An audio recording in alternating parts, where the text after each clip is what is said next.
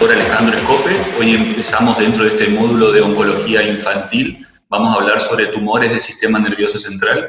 El doctor Escope es neurocirujano del Hospital Juan Pablo II. Muchas gracias por acompañarnos y ahí tenés, Alejandro, habilitado para compartir tu pantalla. Vale, buenas tardes a todos. Bueno, ya me presentó el doctor, soy el doctor Alejandro Escope, del Servicio de Neurocirugía del Hospital Juan Pablo II. Me invitó a dar la charla de tumores del sistema nervioso central. Yo creo que no es una charla científica de lo que es neurocirugía y neurología, sino más bien para ver qué parámetros tenemos que tener en cuenta en estos tumores para llegar al diagnóstico lo más precozmente, que es lo que hoy en día nos puede llegar a ayudar más en la evolución favorable de estos pacientes, digamos. Debido a que los tumores del sistema nervioso central son de alta frecuencia en pediatría, son el segundo tumor más frecuente después de las patologías hematológicas malignas. Son los tumores para que no me corre. Teniendo en cuenta los órganos sólidos, constituyen la primera causa de tumores en niños. Por eso creo la importancia de estar atentos y tratar de llegar al diagnóstico de estos tumores. Sí, bueno, acá más o menos lo que estábamos diciendo recién, ¿sí? La principal causa de muerte en la enfermedad de la segunda infancia, detrás de los accidentes y demás. Lo que habíamos dicho de la segunda frecuencia, es una incidencia es bastante baja, digamos, es 2,3 cada 100.000 niños acá en Argentina, que hay bastante disparidad en cuanto a el área también, e inclusive en los países hay bastante disparidad con esto. En Estados Unidos llega casi al 5,5 por cada 100.000 habitantes, y acá en Argentina, en los diferentes territorios, en Buenos Aires, por ejemplo, en Capital Federal tenemos 3,6, 3,7 cada 100.000 niños con patología del sistema nervioso central, con tumores del sistema nervioso central, y en lugares como en Formosa y en La Rioja, esto no llega ni al 1,5. Yo creo que más es en base al diagnóstico o al subdiagnóstico de esta patología lo que varía un poco ese número, y obviamente la disponibilidad y tecnología en Buenos Aires o en las capitales, digamos, y el nivel socioeconómico de la gente para consultar, y bueno, y ahí es donde creo que tenemos que hacer hincapié, sobre todo los pediatras de cabecera, por decirlo de una forma, en llegar al diagnóstico oportuno y a tiempo de estos chicos, no para aumentar la incidencia, pero sí para tener la incidencia real de estos tumores. ¿Sí? Esto tiene un predominio habitualmente en menores de 1 año, en raza blanca y asiáticos, no es tan importante eso. Y bueno, se clasifican, nosotros usamos la clasificación de la OMS para los tumores del sistema nervioso central, que es larguísima. Como podrán ver, esto que puse acá es una clasificación abreviada de los tumores del sistema nervioso central, y que no viene al caso, vamos a ir más que nada a los tumores más frecuentes. La clasificación se basa en la estirpe tumoral, digamos, de qué tipo de células proviene el tumor, si son neuroepiteliales, neuronales, eso va a depender la clasificación, pero que no es tan importante para este caso. También se clasifican para ver más o menos el grado del tumor, o lo que se usa bastante es la histología y la citología del tumor. La histología en cuanto a la presencia o ausencia de necrosis, la división mitótica y demás, que nos va a guiar en cuanto a la malignidad o no de estos tumores y a los grados. En la población pediátrica, los más frecuentes, avísenme si no se escucha, porque es medio raro, parece como que estoy hablando solo. Tenemos los astrocitomas, que son el 50% de los tumores en pediatría, Entre ellos, entre los astrocitomas, el más frecuente, el que más vemos, es el astrocitoma pilocístico, que es un glioma de bajo grado, un glioma grado 1, y que habitualmente, después vamos a hablar del tratamiento, pero con una resección total es suficiente para este tipo de tumores, pero bueno, eso también va a depender mucho del diagnóstico precoz y de la ubicación.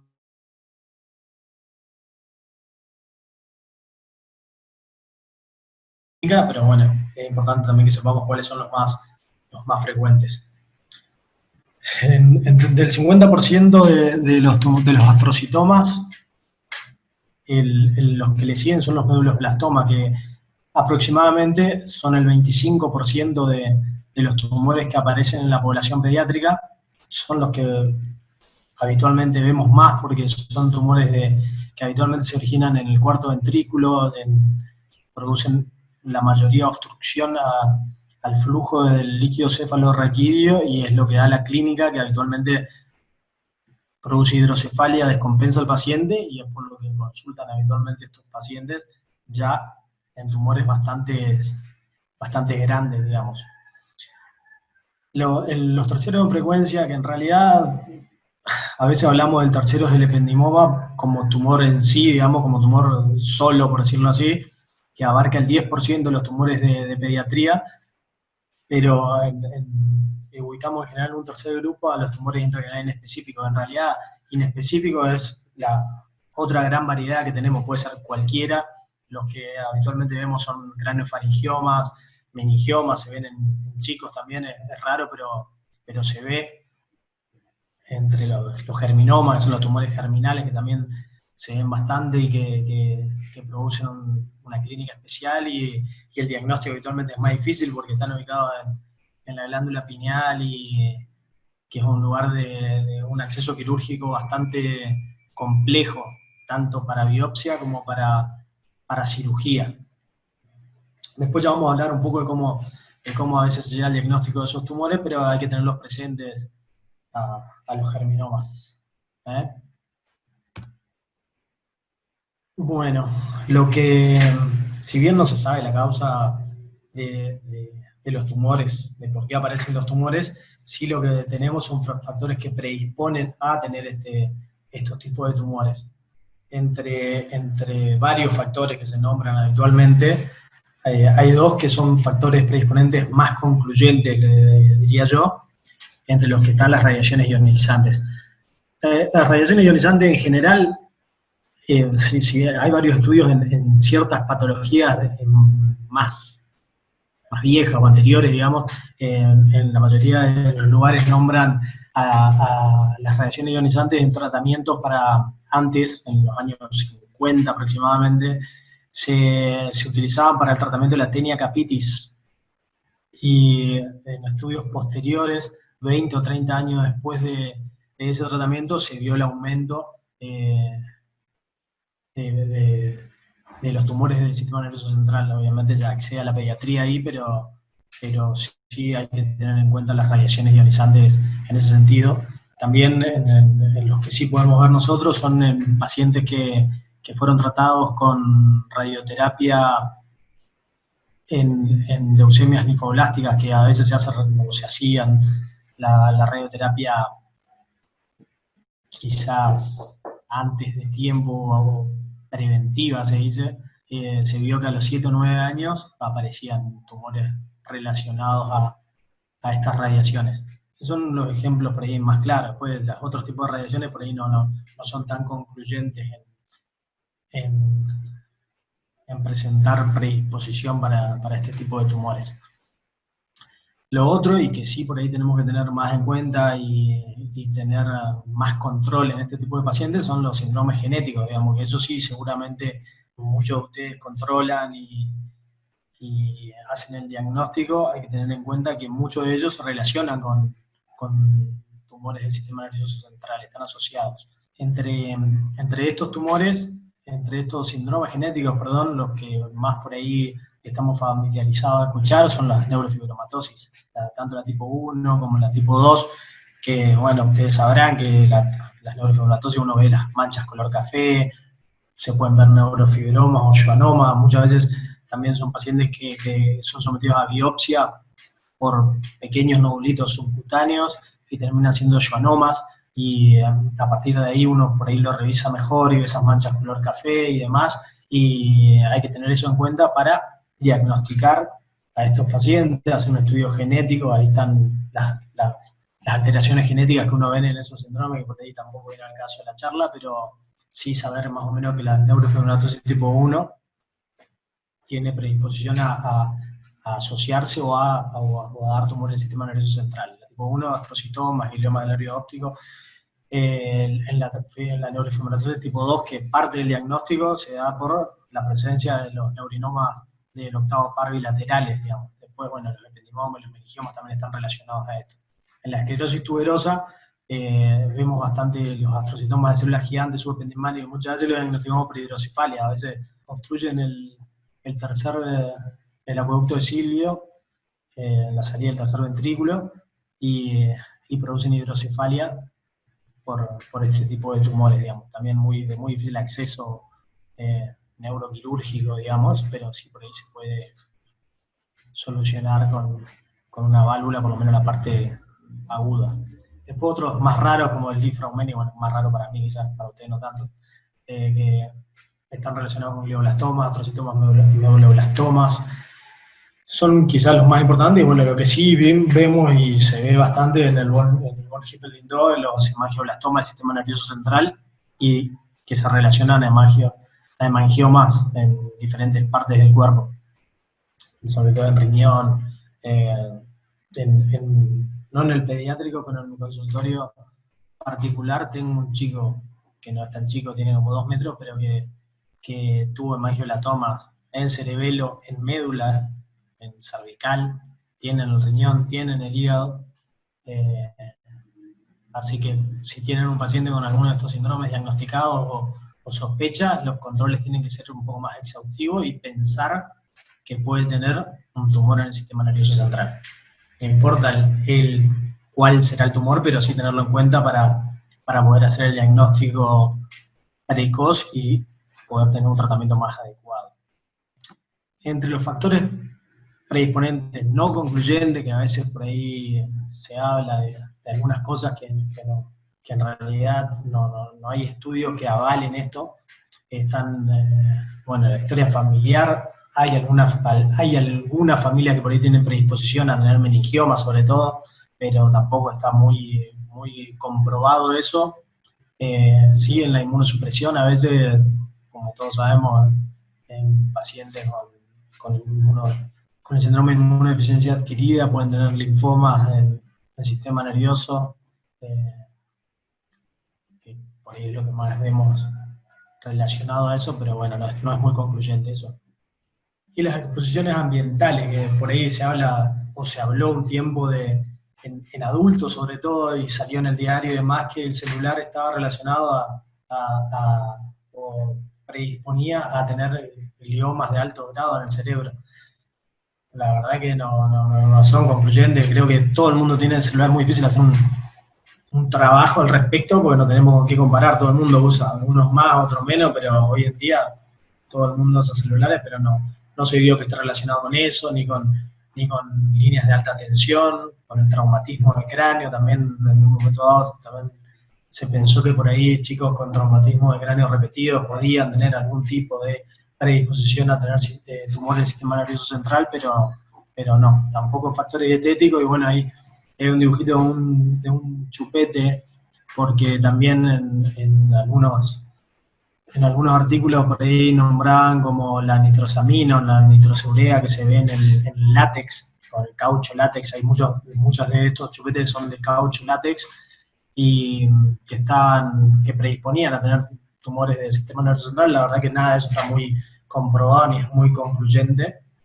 Yo creo que para sacar de conclusión de los factores predisponentes hay que tener en cuenta historia de radiación y los factores genéticos, sobre todo. Bueno, para diferenciarlo un poquitito con los adultos, que tampoco por ahí es tan interesante en esta charla, pero la histología, que ya hablamos, que como repetimos, los astrocitomas, el 50% de los tumores de niños son astrocitomas, los meduloblastomas, el 25%. Lo que ven ahí son tumores neuroectodérmicos primitivos, no son tan comunes tampoco. Los tumores germinales son los que por ahí más se ve, que son los germinomas, tumores teratoides, o coriocarcinomas. Pero bueno, la localización también hay que tener en cuenta que es más frecuente en niños, siempre se dice que la localización más frecuente son los infratentoriales. Los primeros 6 meses de vida son más frecuentes los supratentoriales.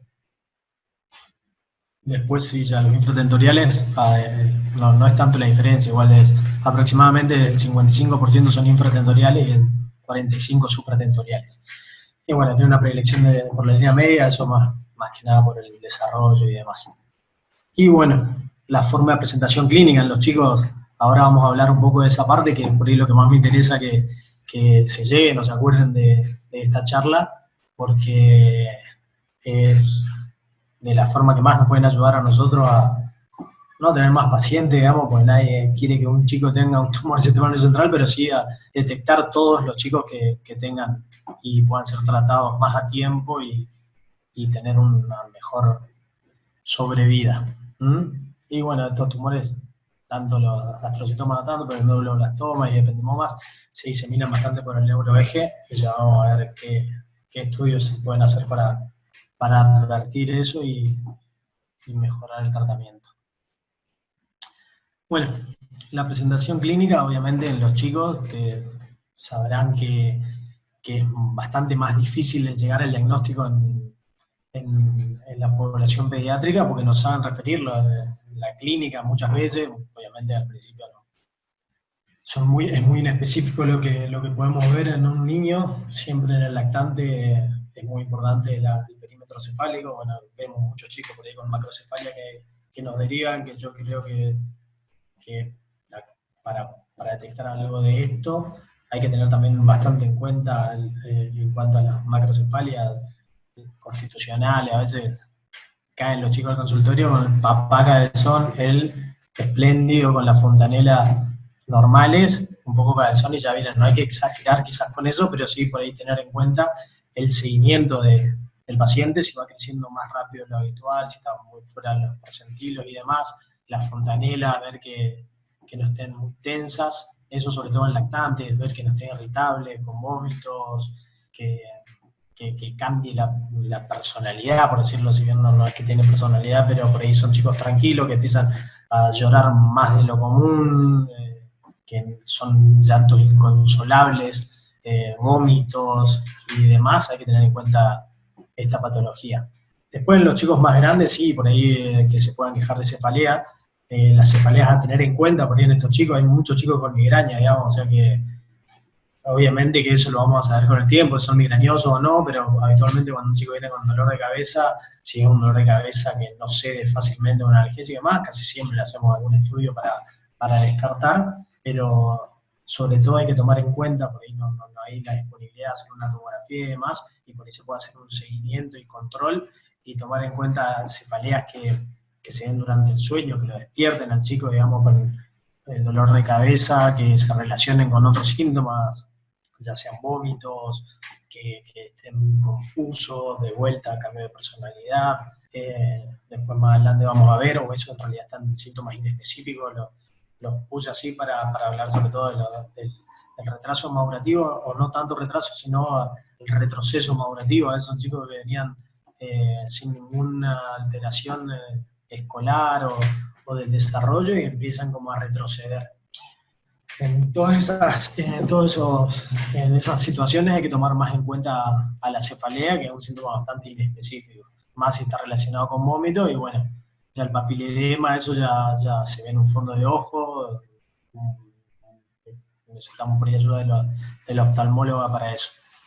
En cuanto a los síntomas focales, también, bueno, toda la cefalea que esté relacionada con algún síntoma focal nos tiene que llamar la atención, nos va a llamar la atención seguramente, y los que habitualmente vemos, obviamente que va a depender de la clínica también, del tamaño y de la localización de los tumores. En cuanto a los supratentoriales, habitualmente lo que más vemos son hemiparesias o aumento del tono, hipertonicidad o hiperreflexia de los miembros, En los infratentoriales, diplopía, nistagmus, ataxia, muchas veces, y la gran mayoría de estos chicos con tumores de cuarto ventrículo vienen y el papá nos dice que se va para un lado, para el otro, se choca las cosas, se cae, relacionado al vómito y demás. Todas esas cositas hay que tener en cuenta para tratar de llegar a un diagnóstico en estos casos. Uno de los síntomas que a veces vemos también por hipertensión endocraniana es la parálisis del sexto par, que a veces no es un signo de focalidad. Se ve acá, como le puse acá abajo, un sexto par izquierdo, digamos, se ve la expulsión visual hacia la derecha normal, y cuando mira para la izquierda, el ojo izquierdo no se mueve, y esos son signos de hipertensión endocraniana y no de focalidad. El sexto par es un nervio largo que habitualmente y sensible, digamos, que se afecta bastante cuando hay hipertensión endocraniana. Nosotros lo vemos a veces, y hace poquito, no hace poquito, pero tuvimos caso de una chica con hipertensión endocraniana idiopática, sin tumor ni nada, y que vino justamente por un sexto par, tenía diplopía a causa de la parálisis del sexto par, digamos, y bueno, después ya con funciones, un tema aparte de eso, pero para ejemplificar que la hipertensión endocraniana en sí puede dar una parálisis del sexto par, así que si tiene una parálisis del sexto par, nos tiene que llamar la atención. Las convulsiones, bueno, eso habitualmente nos hacen consultas por eso, pero muchas veces son el debut de un tumor cerebral, las convulsiones, y sobre todo si son focales, pueden ser generales, puede ser cualquier tipo de convulsiones, pero habitualmente pacientes con cefalea o convulsiones y convulsiones focales, hay que tener en cuenta y pensar en tumores del sistema nervioso central. Hay pacientes también que ahora vamos a ir viendo también más específicos por especialidades y para ir como haciendo bastante hincapié en todas las cosas clínicas que pueden aparecer en estos pacientes, síntomas gastrointestinales, inclusive disfagia, a veces dolor abdominal, vómito, también relacionado con la parte respiratoria, disneas, apneas, inclusive y otras cosas como tortícolis, que a veces es lo que quería llegar, que a veces un paciente con tortícolis puede ser el único síntoma de un tumor cerebral, y eso a veces se da por compresiones de los pares bajos, digamos, en la salida del agujero rasgado posterior, que sale el 9, el 10 y el 11 juntos, y podemos tener estos síntomas relacionados, y también a veces no son lesiones de tronco ni nada, sino compresivas de la salida de esos nervios ahí. Entre los síntomas inespecíficos, que bueno, algunos se los dije hoy, y también estuvimos hablando, son los cambios de personalidad en los chicos, alteraciones emocionales, se pueden ver en estos pacientes, que a veces uno los trata más como de la parte psiquiátrica o psicológica, y a veces están causados por lesiones del sistema nervioso central. Bueno, esto es lo que les decía, más o menos hablamos de la clínica habitual de los tumores del sistema nervioso central, no hay nada raro, casi todos sabemos cómo los signos de hipertensión endocraniana, pero bueno, hay que tener en cuenta en realidad los que no son de hipertensión endocraniana son signos de focalidad y demás. El nistagmo, porque hoy les decía, bueno, ahora vamos a ir viendo, lo voy contando. Bueno, en la parte de psiquiatría, que estuvimos hablando recién, que pueden dar los cambios de comportamiento, inclusive depresión, psicosis, anorexia, en tumores frontales, se ve bastante esto, esto puede estar acompañado a veces de afasia, obviamente en chicos más grandes se puede ver esto, y nos tiene que llamar la atención. Los más chiquitos es más difícil de ver estas cosas, pero bueno, ahí está el desafío de llegar al diagnóstico de estos chicos. Esto más o menos también lo habíamos hablado, el retraso en el desarrollo, el aumento del perímetro cefálico, como en general el retroceso en el desarrollo, eso lo había dicho anteriormente. Muchas veces el retraso en el desarrollo, y ya lo vamos a ver también en la parte de endocrinología, se ve por tumores supracelares y craneofaringiomas, adenoma de hipófisis, que son raros pero se ven, u otros tipos de tumores, también se ven astrocitomas supracelares que comprimen el tallo y modifican la función glandular y el desarrollo de las hormonas necesarias para esto. Habitualmente también en cefalea, como un convito que siempre cuando ven un paciente con dolor de cabeza, se va al oftalmólogo, se va al otorrinolaringólogo y al neurólogo. Entonces, muchas veces los pacientes son derivados de oftalmología para nosotros. Ellos le hacen el fondo de ojo, el edema de papila, que es un claro síntoma de hipertensión endocraniana, obviamente que es relacionado al dolor de cabeza, cefalea, digamos, y a los vómitos constantes.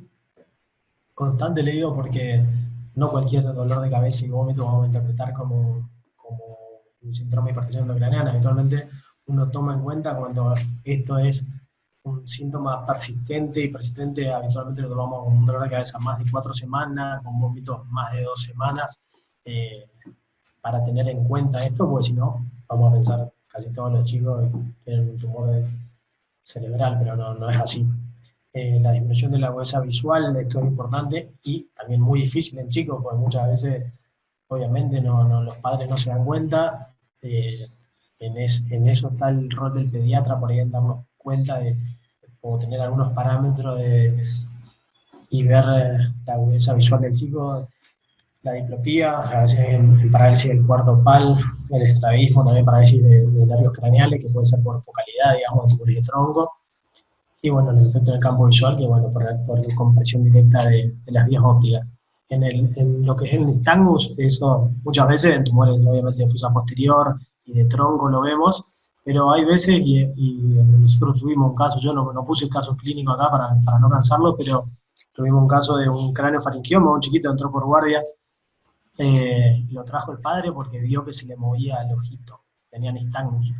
Y a veces el nistagmus se ve en pacientes con trastorno severo de la agudeza visual. Este chico estaba ciego, prácticamente, o totalmente, hicimos potenciales y demás, y además, una vez que entró, ya pasó por endocrinología, tenía alteraciones en el eje hormonal, lo oftalmológico, y bueno, lo operamos, pero bueno, ya es un diagnóstico tardío ese, porque lo operamos, el chiquito está perfecto, no tiene nada de tumor, pero está ciego. Y con reemplazo hormonal y demás, hizo unos desbalances así en el sodio, se mandaron unas convulsiones, entonces por ahí uno le quiere echar la culpa al padre, pero calculo que habrá tenido controles pediátricos ese chico, y eso hay que tener en cuenta y tratar de pensar en algo así. Pasa en todo, en adultos pasa un montón también. Lo de la agudeza visual y tumores de hipófisis son personas que van cambiando el anteojo, van aumentando hasta que se le ocurra hacer una resonancia, una tomografía o algo y se ven este tipo de lesiones y la verdad que es algo evitable, digamos, si llegamos a tiempo, la ceguera. Bueno, endocrinología. En endocrinología, bueno, lo que venimos hablando recién, digamos, por compresión o disfunción de la glándula pituitaria, compresión del tallo, o de la neurohipófisis, producen diabetes insípida. A veces son chicos que empiezan a tomar mucha agua, tienen polidipsia, y también tienen poliuria, y como son chicos a veces se empiezan a hacer pis a la noche de vuelta, y uno por ahí empieza a pensar cualquier cosa, menos algo así. Hay que hacer una buena anamnesis, digamos, en la parte clínica, ver que no estén tomando mucha agua, que no estén requiriendo más agua, y eso le lleva a la poliuria y a la anuresis, digamos, y eso son cositas que tenemos que tener en cuenta también y sospechar de algo así. Por ahí le mandamos más al psicólogo, al psiquiatra a veces, o pensamos que pasa algo en la casa en vez de pensar en algo así. Eso hay que poner más hincapié en la anamnesis del padre, obviamente, sobre todo. Bueno, después todo lo que el Cushing, la ginecomastia y demás, que la obesidad, y eso más relacionado con el Cushing, hay que pensar en tumores que pueden alterar el eje y pedir los estudios correspondientes o derivar endocrinología, neurología.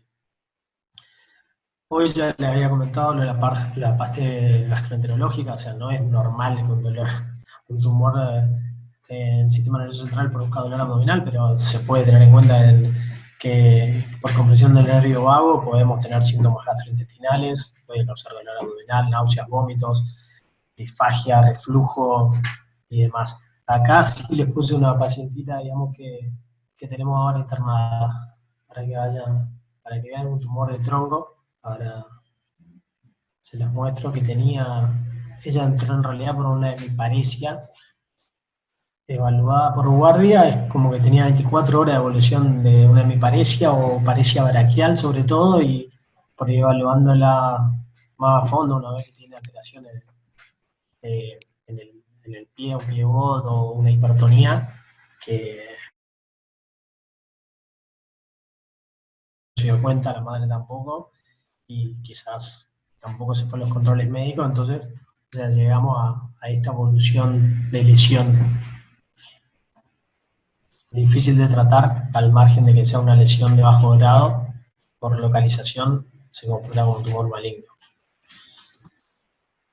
Bueno, la parte respiratoria, lo que les dije, son tumores por ahí que comprimen la salida en el agujero rasgado posterior y alteración del nervio vago y alteraciones de cuerdas vocales y demás, producen insuficiencia respiratoria. También otro de los que ven habitualmente pacientes con síntomas generales, digamos, lo que puede ser alteraciones del sistema neurológico, son los otorrinolaringólogos, que muchas veces el vértigo por ahí compartido, el mareo, el dolor de cabeza, también que a veces lo mandan porque piensan que puede ser una sinusitis y terminan viéndolo ellos. Tienen que tener en cuenta que puede ser alguna lesión del sistema nervioso central lo que están viendo y pedirle alguna imagen. Sí, entre ellos con el mareo gástrico, la tortícolis también. La tortícolis lo hablamos, el 11, el espinal, que inerva te puede dar una tortícolis. Bueno, esto ya es nuestra parte, digamos, o sea que no es tanto esta charla, pero como habíamos dicho, los tumores del sistema nervioso central pueden generar convulsiones, dependiendo del área donde están. Los síntomas que te pueden dar pueden ser una paresia, la aplejía, las afectaciones de los pares craneales, como signo de focalidad, la ataxia, que vemos muchos chicos, eso ya lo hablamos, es medio repetitivo, pero para que se fijen bastante los síntomas y signos a tener en cuenta de estos pacientes. Entonces, como veníamos hablando recién, en todos estos niños hay que la anamnesis es fundamental para relacionar signos y síntomas de estos pacientes, también factores de predisposición, familiares en cuanto a lo que son los síndromes genéticos. Después, bueno, evaluar todo el sistema visual, motor, peso y altura para ver que están con retraso madurativo y que haya que buscar algo que esté causando eso. El perímetro cefálico, fundamental en los pacientes más chicos, que habíamos dicho por ahí el diagnóstico es más difícil, y bueno, el desarrollo puede. Un poquito más de lo mismo que hablamos recién. Y entonces, también, para insistirle de vuelta, pacientes con cefalea. Cefalea a tener en cuenta son cefaleas que hayan cambiado, supongamos pacientes con migraña, que hayan cambiado el tipo de cefalea hace 6 meses más o menos, por ahí ellos lo consideraban como una progresión de su migraña, pero es otro tipo de cefalea y demás, eso hay que tener en cuenta. Náuseas y vómitos relacionados al dolor de cabeza, muy raro que un síndrome de hipertensión de granana de vómitos y no de cefaleas. Síntomas visuales, motores, del crecimiento, todo lo que habíamos dicho, para hacer bastante hincapié en todo, el perímetro cefálico, los cambios de comportamiento, convulsiones, alteraciones de la conciencia, irritabilidad, llantos, la fontanela de los chicos, los lactantes y demás, muy importante la atención de la fontanela. Y tener en cuenta que un examen neurológico normal no nos va a excluir un tumor cerebral. Puede ser normal todo y tener un tumor cerebral, y todo eso va a depender de la localización del tumor en sí. Los estudios complementarios. Obviamente que la tomografía es lo que más a mano tenemos, lo que más rápido podemos hacer. O sea que es por donde primero pasan pacientes con sospechas de lesiones cerebrales por una tomografía. Una tomografía con contraste puede aportar bastantes datos. También puede aportar datos si a veces tienen hidrocefalia relacionadas a la obstrucción del líquido cefalorraquídeo por estos tumores, localización, a veces las calcificaciones las vemos mejor en las tomografías,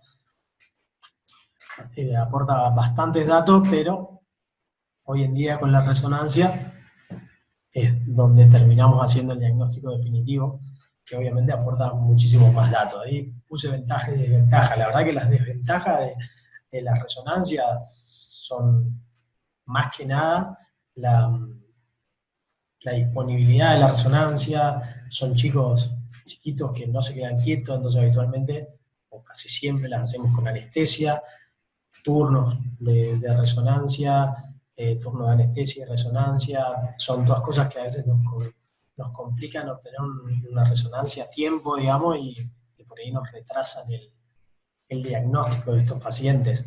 Y la ventaja, obviamente,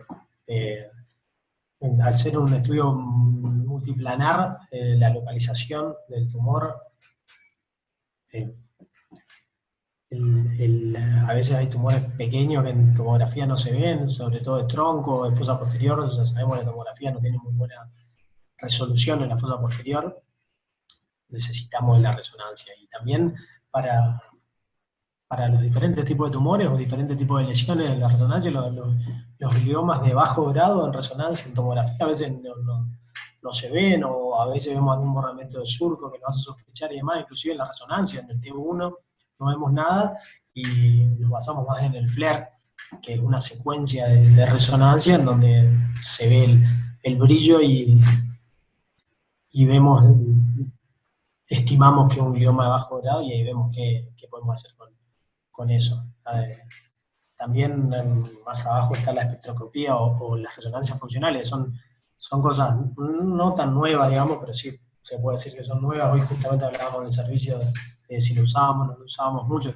La espectroscopía son todas cosas, son como, no sé si decir secuencia, pero utilizan el metabolismo cerebral para hacer diagnósticos a veces diferenciales. Hoy hablábamos y me preguntaban, y yo uso en adultos, uso bastante la espectroscopía para diferenciar a veces lesiones por la radiocirugía o radioterapia, como quieran llamarlo, que a veces son muy similares a gliomas de alto grado, y como se hacen en gliomas de alto grado, a veces uno a veces se va a operar y es una lesión por radiocirugía que no se opera, digamos, se hace tratamiento clínico con corticoides.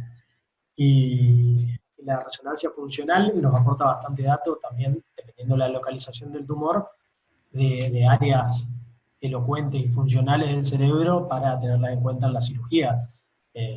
No sé si llegaron a ver alguna vez una resonancia funcional. Es bastante laboriosa para el que lo hace, pero se ven todos los haces nerviosos pasando, y muchas veces se ve que desplazan. Como el astrocitoma, el más frecuente, son tumores infiltrantes, muy pocas veces los desplazan, pero hay ciertos tumores que por ahí los astrocitomas pilocíticos tienen un quiste bastante grande, se ve que desplaza el área y uno toma mayor cuidado en el área.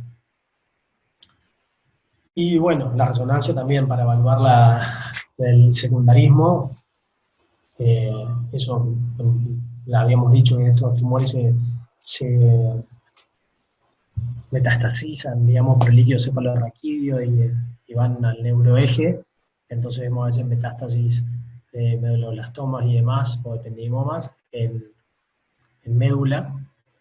Habitualmente lo recomendable es hacer la resonancia antes de la cirugía, y si la vamos a hacer después, no conviene hacerlo muy próximo. Habitualmente mejor si esperamos 2 o 3 semanas para hacer la resonancia, porque a veces, sobre todo cuando operamos tumores del cuarto ventrículo, quedan restos hemáticos que son difíciles de diferenciar, o por lo menos nos crean duda de si son implante o es sangre o es algún cambio postoperatorio normal.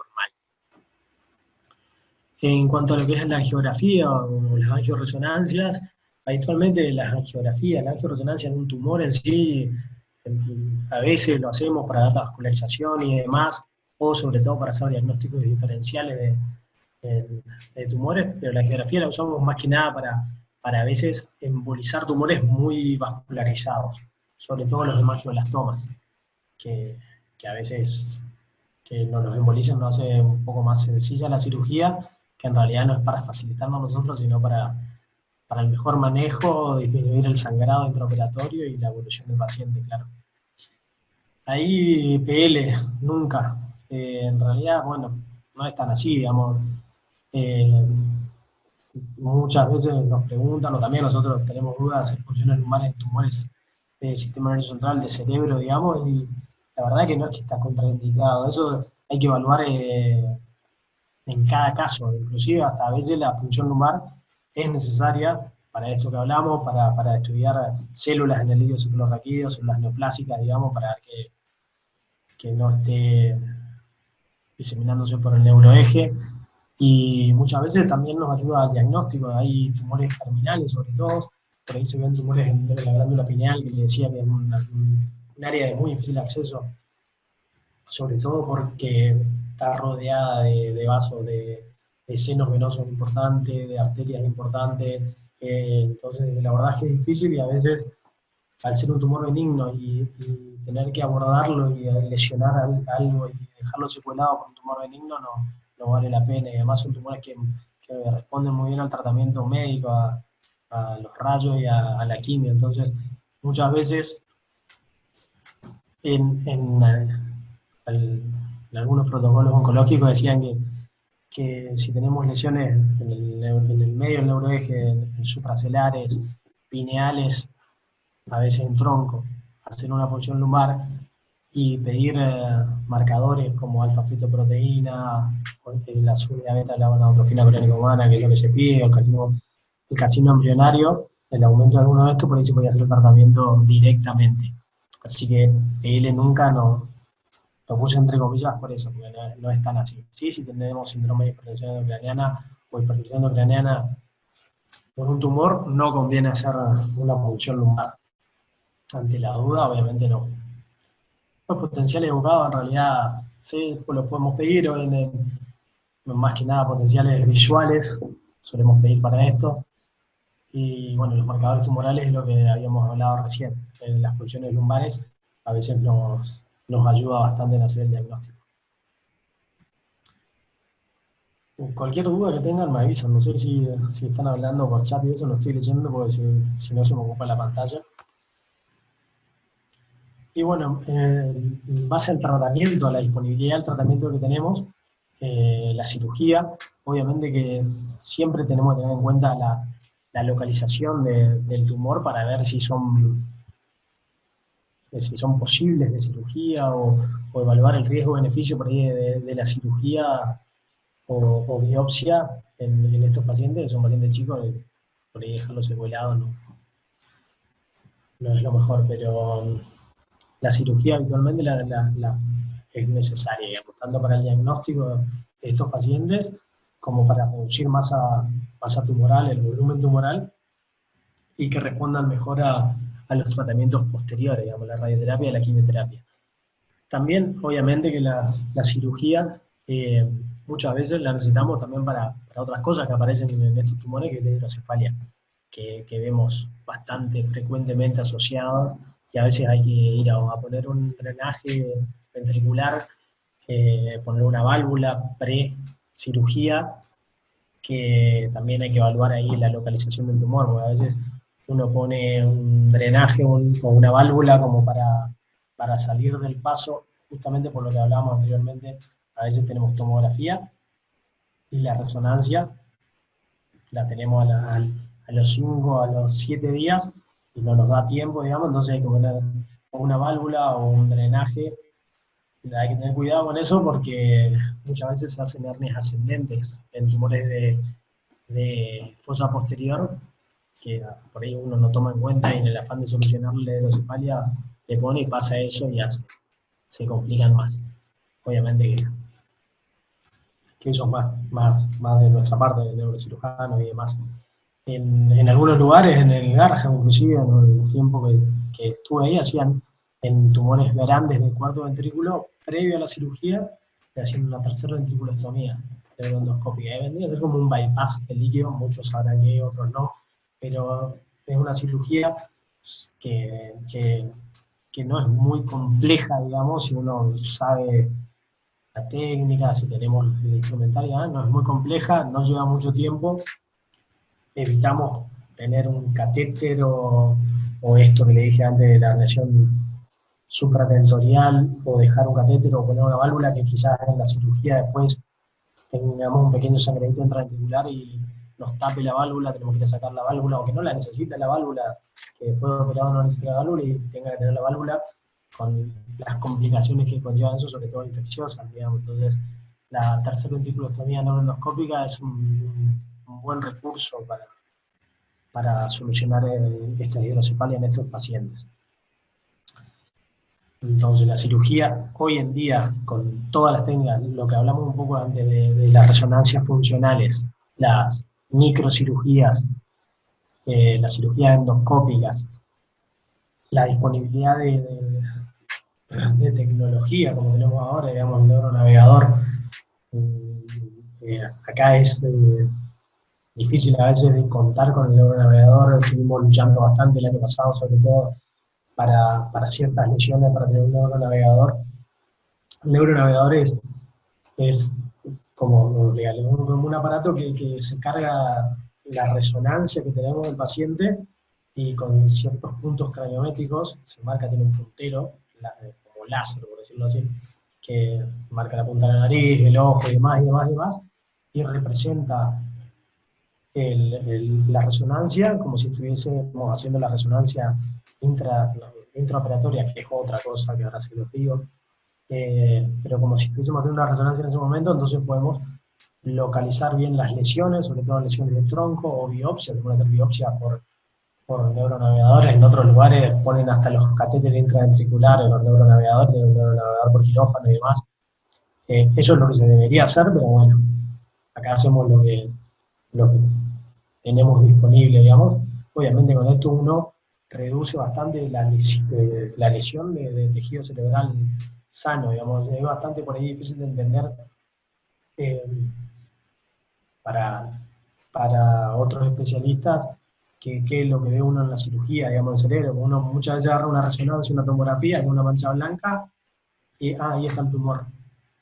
La realidad es que cuando entramos en un cuadradito, que es como un plan, por decirlo así, el cerebro, y es un cuadradito, y ahí no sabemos si está adelante, si está atrás. Obviamente que estimamos, y por eso hicimos ese cuadradito, que es la craniotomía, en ese lugar, pero muchas veces podemos tener pequeños errores milimétricos a veces, y si uno pasa 1 milímetro por atrás o por delante o al costado del tejido sano, empezamos a romper, por hablar mal y pronto, el cerebro, y por ahí las secuelas son peores. Entonces, es un buen instrumento. Por eso también la cirugía hoy en día es más factible en lesiones del sistema nervioso central y con menores riesgos, siempre y cuando contemos con esas cositas que a veces acá tenemos, a veces no, pero también son pacientes que por ahí necesitamos eso y tenemos que esperar meses para poder operarlo.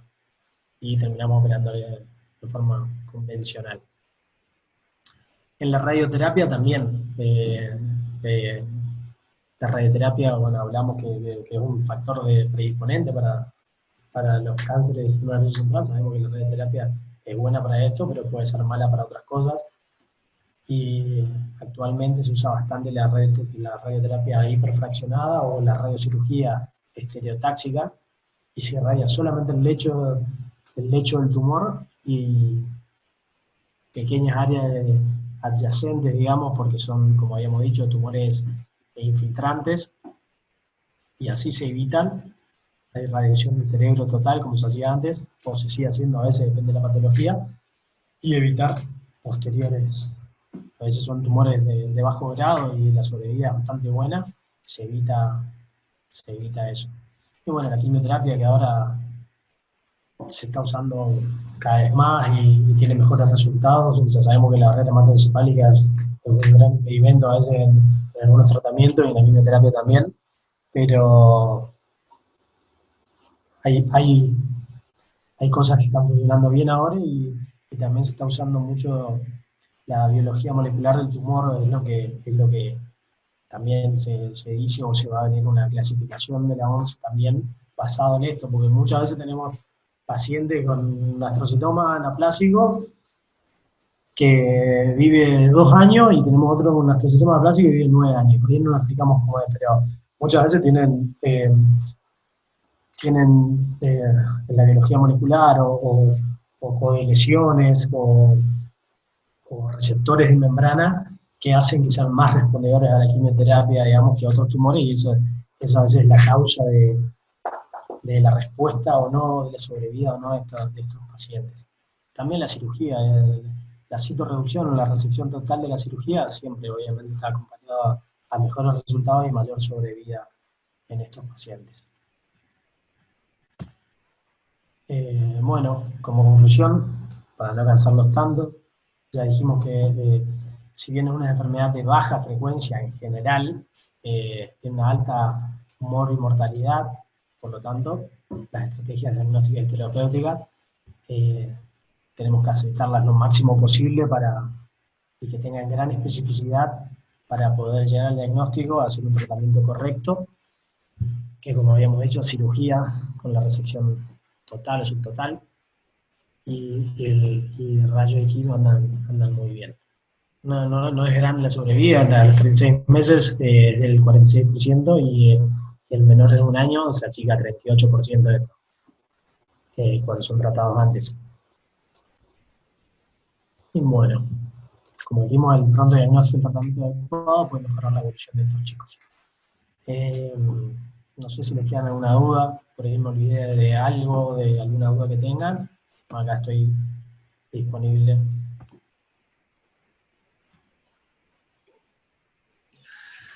Buenísimo, Alejandro, la verdad que muy linda la clase, te felicito. Y sí, tenemos unas preguntas que fueron escribiendo, te las paso a leer. Vale.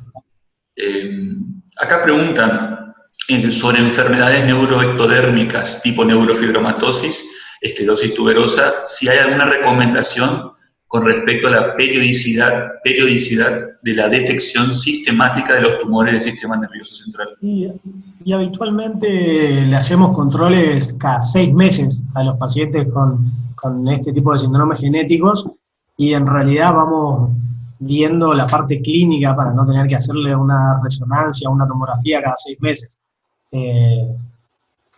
Todo depende de la clínica, obviamente los pacientes, de la edad del paciente, que nos puede ayudar con la clínica. Habitualmente lo que hacemos es el diagnóstico, a los 6 meses le hacemos un control, si hacemos otro a los 6 meses, si está todo igual y no hay clínica a los 9 meses, y no tenemos un estándar, pero lo bueno es controlarlo cada 6 meses a estos pacientes, y si tienen bastante un periodo libre de enfermedad, o que no hayamos detectado nada, lo espaciamos un poco más en los controles. Con respecto, después preguntan, con respecto a hermanos y diagnóstico temprano o precoz, por ejemplo, chicos recién nacidos y que los padres consulten con el antecedente de hermanos que hayan tenido tumores del sistema nervioso central. Preguntan si más allá del seguimiento de signos y síntomas, ya es suficiente o si deben hacer algún tipo de examen precoz. Y si estamos hablando en general, sin ningún síndrome genético ni nada, la parte familiar y demás lo hemos puesto en factores predisponentes no concluyentes. O sea que no está muy comprobado, si bien se ha visto familias que tienen más predisposición a tener meningiomas y gliomas, no está comprobado, digamos, en estudios científicos que sea hereditario por sí, sin ningún síndrome genético, así que más que nada basarnos en la clínica sobre todo.